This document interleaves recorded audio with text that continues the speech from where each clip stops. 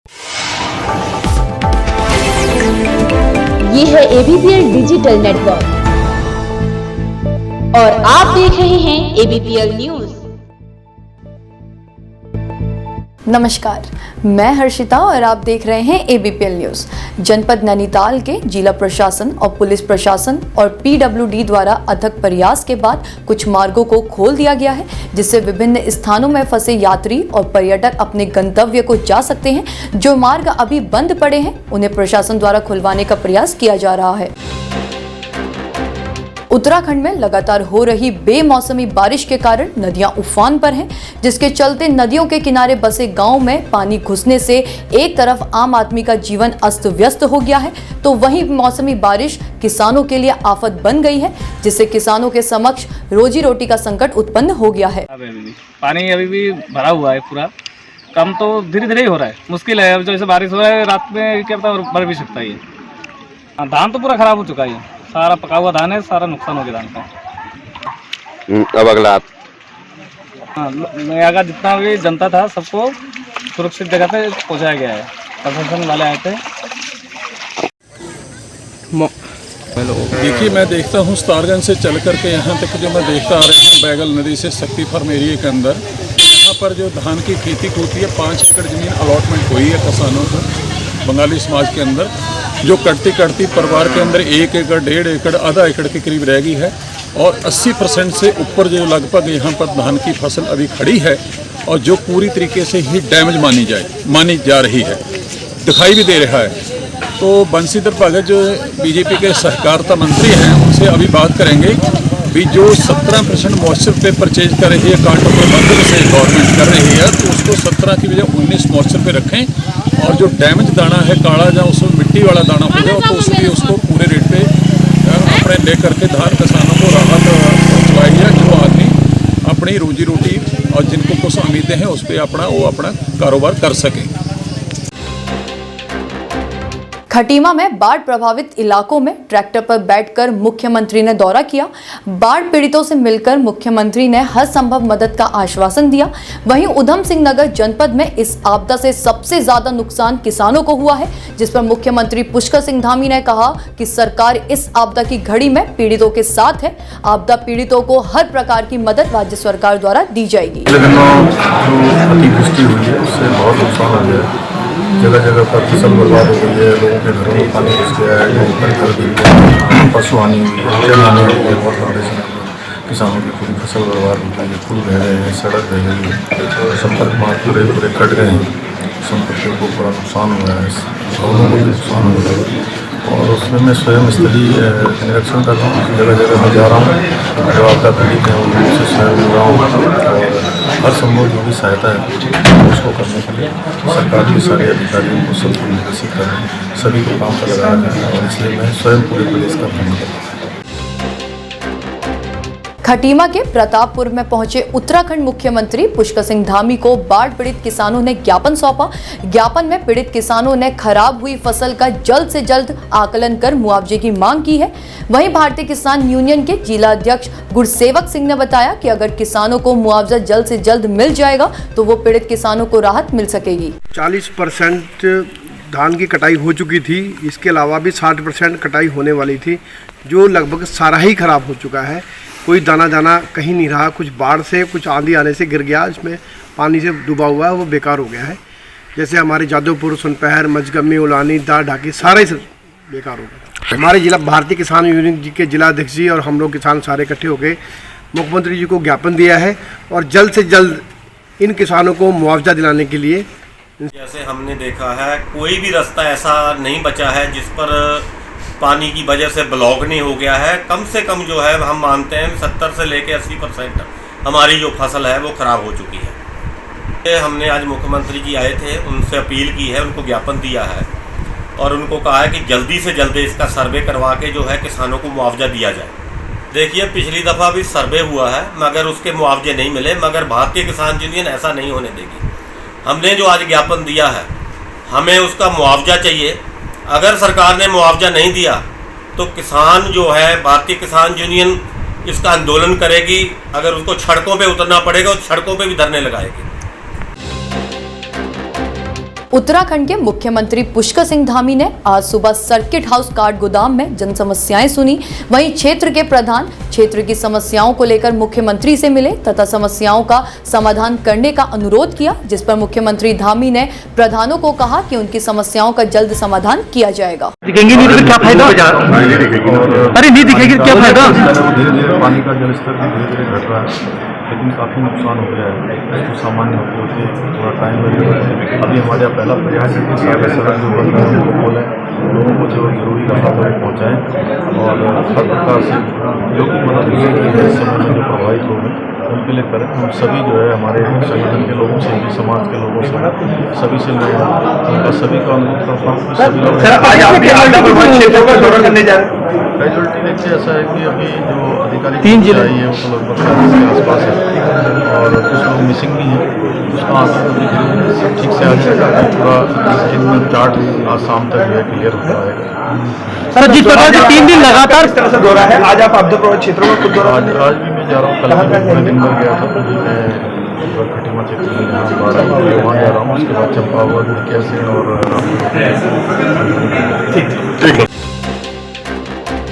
भारी बारिश पहाड़ में आफत बनकर बरसी है। जानकारी के अनुसार कांडा के चनर राम की नदी में बहने से मौत हो गई। कांडा पुलिस को एसडीआरएफ टीम सहित ग्रामीणों को शव एक पेड़ की आड़ में अटका मिला। किच्छा में नदी में बहे युवक कुंदन की छानबीन के लिए एनडीआरएफ की टीम लगी हुई है। मामले की सूचना पर उधम सिंह नगर के प्रभारी मंत्री स्वामी यतीश्वरानंद मौके पर पहुंचे और गायब हुए युवक कुंदन सिंह के परिजनों से मुलाकात कर हर संभव सहयोग का भरोसा दिलाया। भारी बारिश की वजह से पिथौरागढ़ में 2 दिनों से किसी भी नेटवर्क में सिग्नल नहीं है। प्रशासन को बिना नेटवर्क के आपदा बचाव अभियान करना पड़ रहा है। वहीं ग्राम वासियों का कहना है कि रात पहाड़ से मलबा आने पर 5-6 घरों में मलबा घुस गया, जिससे लोगों को कई कठिनाइयों का सामना करना पड़ा। मैं उसी के जस्ट रोड के नीचे साइड रहती हूँ और मेरे घर के अंदर पूरे 7 बजे आया था, करीब रात के 7 बजे पूरा मामला जब हमारे अंदर आया तो हमने देखा क्या हो रहा है करके, पूरा आया था। हमने बच्चों को पकड़ा, हम गाँव से थोड़ा दूर चले गए। हमने अपनी जान बचा के पूरे घर के अंदर हमारा पूरा पानी भर रखा है और हमने अपनी जान बचाने के लिए हम गाँव से थोड़ा दूर चले गए। लेकिन हम चाहते हैं कि इसमें जल्द से जल्द कार्रवाई हो, ये नहीं कि कागजों में लिख के फिर वो ऑफिसों में बंद हो जाए, क्योंकि ये कई बार ऐसा कर चुकी है सरकार। ये आज तो हमने अपनी जान बचा ली और हम गाँव से बाहर चले गए, लेकिन अगर वही चीज़ अगर रात के 12 बजे होती है और हम नींद में होते तो क्या होता हमारा। धन्यवाद। नाम बताओ। जीरा देवी। 7 बजे के टाइम में क्या हुआ? शाम को क्या हुआ? वहाँ से आई बलवा सब आया, ढेर बारिश आई, सब धुआं ढेर सब भाजिया यामिन भगदौड़ हो गए सब रातों रात। मूसलाधार बारिश और कोसी से छोड़ा गया पानी बाजपुर और उसके आसपास के ग्रामीण क्षेत्रों में भयंकर तबाही लेकर आया। इसमें किसानों की फसलों, घरों और पशुओं को काफी नुकसान पहुंचा। पूरे क्षेत्र में आई भयंकर बाढ़ के कारण ग्रामीण क्षेत्रों में हुए भारी नुकसान से जनता को काफी परेशानियों का सामना करना पड़ रहा है। नैनीताल जिले के आपदा प्रभावित इलाकों से अब तक 13 शव रिकवर कर लिए गए हैं, जिनका पोस्टमार्टम कर शवों को दिल्ली से बिहार भेजा जा रहा है। जिले में अलग अलग जगहों पर रेस्क्यू टीम को लगाया गया है और अब तक जिले में करीब 35 करोड़ का नुकसान का आकलन किया गया है। बॉडियां रिकवर हुई हैं, क्या कुछ पूरी स्थिति है अभी? इसमें देखिए जो अभी तक है 13 बॉडीज हमारी रिकवर हुई हैं। तो थलाड़ी गांव जो आपका ओखलकांडा में है, जिसमें 7 लोगों के दबे होने की आशंका है, तो उन बॉडीज़ को निकालने के लिए आज प्रॉपर चेक करने के लिए भी एनडीआरएफ की टीम हमारी चली गई है। उनको पंतनगर से हम लोगों ने एयर ड्रॉप किया है वहाँ पे, जिसमें विधायक जी भी हैं वहाँ पे धारी के और भीमताल के, और साथ में एसडीएम भी हमारे धारी के वहाँ पे साथ में निकल गए हैं। और 5 बॉडीज़ वहीं ओखलकांडा क्षेत्र में, जिसमें से 3 चंपारण के रहने वाले हैं। तो उनका पोस्टमार्टम करने के बाद हम उनको भेज रहे हैं दिल्ली से फिर वो अपना चंपारण जाएंगे। वहाँ पे उनके गवर्नमेंट के साथ हमारी बात होगी तो वो अपना एक जहाज़ अपना भेज रहे हैं, श्रमिक थे चंपारण के। तो उनकी बॉडी हम लोग अभी ला रहे हैं यहाँ पे सुशीला तिवारी में। वहाँ से फिर हम एम्बुलेंस करवा के उनको भेजेंगे। लापता कितने हैं अभी तक? तो उसमें 15 ऐसे हैं जिनके बारे में अभी ये है कि आशंका हम जता रहे हैं कि वो दबे हैं या बह गए हैं। तो जब तक उनकी बॉडीज़ नहीं मिलती तब तक हम नहीं बोल सकते कि वो क्या है। तो अभी जो रामगढ़ वाले इलाके में है वहाँ भी हमारी एनडीआरएफ की टीम चली गई है, जिसमें 20 लोग हैं।